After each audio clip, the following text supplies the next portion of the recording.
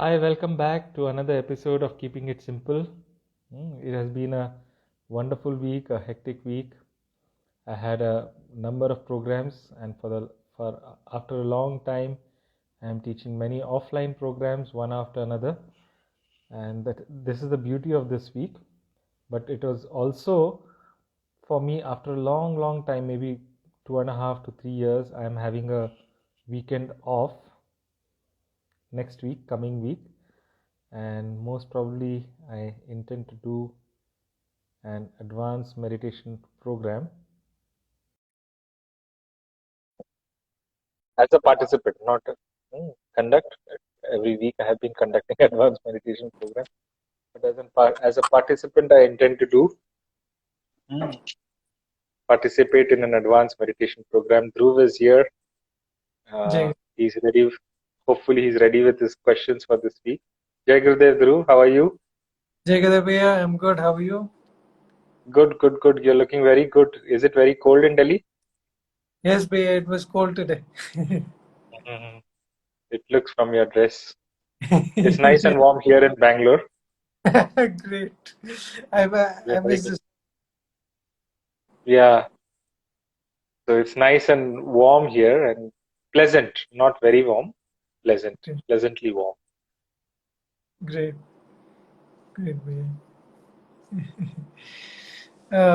So, Bhaiya, should we start? Yes, yes. Okay. Okay, Bhaiya, there's a question from last week's session. Alas, Mhm. there is a saying, whatever happens, happens for the good. How can this be true? When a mother when a mother loses a son or we see crimes happening. Mm. No, it's not, it has to be true. It is just looking at life from that perspective, rather than regretting and rather than feeling guilty and feeling sad. Many times events happen. Now, we have to come out of the events. We have to, somehow console the mind and take care of the intellect. And that is one way of looking at it, not to cry over it, not to be brood over it, not to be sad over it, and just look at life that whatever has happened has happened. Mm. And next step is seeing it, okay, this has happened and everything happens for good. So we may not understand the goodness, but maybe it is good for that soul. Mm. Maybe he had to go to a much more beautiful place than this. We don't know. Maybe he was promoted in in this thing called life. He got promoted and he was posted into a very high position, and for that he has to drop his life here. When somebody is promoted, he has to drop the job which he's doing and take up a new responsibility. So maybe that is there. We really don't know. Life is very strange, and rather than brooding over it, crying over it, we just accept it and say that this happens for the best. Everything happens for the best. Okay? So it's one perspective. It is not like there is a statement and it has to be true. It is just to look at life and calm down our mind from and save it and pick it up from whatever is happening. Great, Bhaiya. All right, Bhaiya, there's another question here. The question is, how are values formed? Is it through wisdom and knowledge? Yeah, values are always there. No, wisdom and knowledge help us recognize those values. Hmm. And what is value? The definition of value is something which will give you return over a long period of time, which can be saved and returned. That is why they say gold is valuable. Why? Because it is not destroyed over time and its value increases over a period of time. Isn't it? So something which gives you long-term returns, which gives you long-term benefit, is called value. Hmm.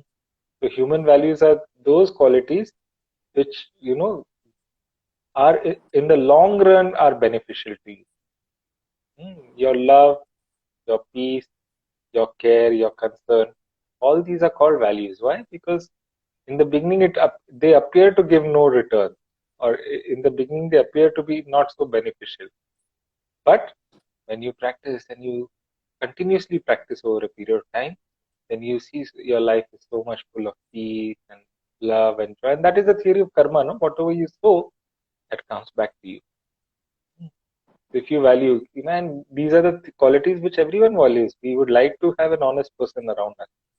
Even criminals, they would like to have people who are truthful and honest with them as their assistants, in their gangs. So even their truth and honesty is valued, isn't it?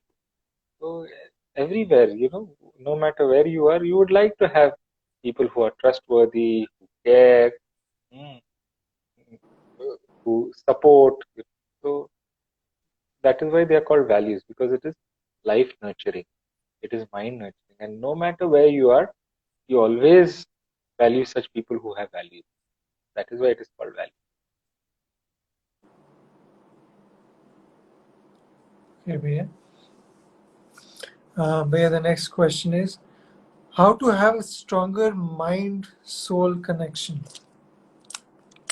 The soul mind connection is already there, and we cannot make it strong or weak. It is already there. We can just recognize the strength of that connection. When we meditate, when we do sadhana, then we recognize that connection is so strong, and then the mind surrenders to the soul. So the soul is the one which nurtures everything, including the mind. So soul is the substratum, soil, and mind is like the plant. It is the soil. Without the soil, the plant cannot exist. So that nurturing of the mind comes there. And if the mind keeps on thinking, I have to nurture myself, I have to nurture myself, it will create so much stress for itself. But when it connects to the soul, when it recognizes that connection, then there is nothing to be done. The soul is anyway nurturing the mind. It is anyway taking care of everything. Then the mind relaxes and experiences different realms of its own being.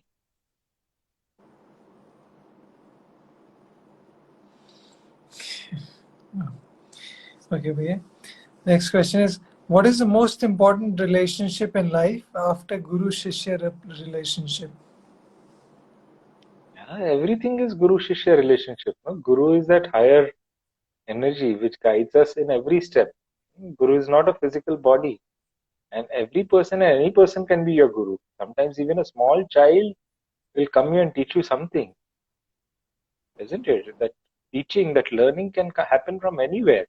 That lesson can come from anywhere. And when you truly recognize that Guru principle, then every person you will treat with respect.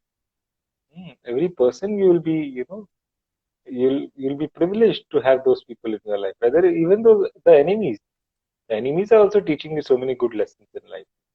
It's not only the friend, isn't it? And all those principles together is the Guru principle or the God principle, whatever you call it.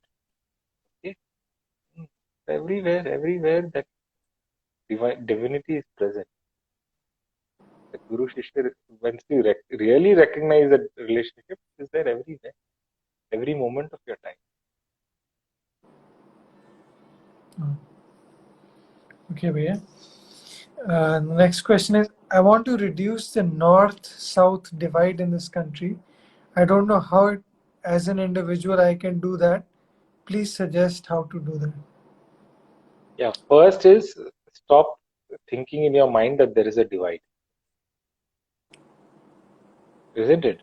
When you nurture that thought that there is a divide, then you have to do something. But when you don't nurture that thought, nothing is to be done. Then you will treat everyone properly. Everyone is a human being. Everyone is this, and then you'll. If you're a North Indian, come to the South, learn the culture of the South, live here, learn the languages here, the food here, how the food is prepared, how it is served, what are the variations in the food. Though we call it sambar, sambar in Tamil Nadu tastes different than the sambar in Andhra Pradesh. It's different than the sambar in Karnataka. And even in Karnataka, there are so many flavors to sambar. In Tamil Nadu, there are so many different flavors of sambar. But for many North Indians, everything, South is same, it's the same sambar, rice, everything. But the way the preparations are done, the languages are different, the cultures are so much different. So come and understand. You spend time with people here, automatically things will happen. And if you are a South Indian, go and spend time in the North. I was reading a very beautiful, well, not reading, I was watching a very beautiful video where language learning. As North Indians, many of us, we don't bother to learn the South Indian languages.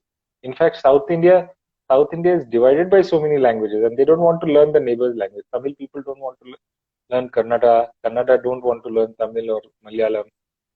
So if we can reach out and learn each other's languages, customs, then automatic. And it will happen only when we stop nurturing this thought that there is a divide. Okay. There is no divide. Everyone is a human being. Come, learn, reach out. And when you move along with that, even if there is a divide, it will just dissolve because it's a superficial divide.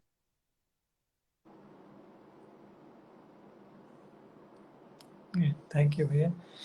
Bhaiya, the last question for today is how to be a good student, how to learn like a newborn baby. Yeah, you practice Sudarshan Kriya regularly. See, the learning sometimes becomes fast, sometimes it is slow.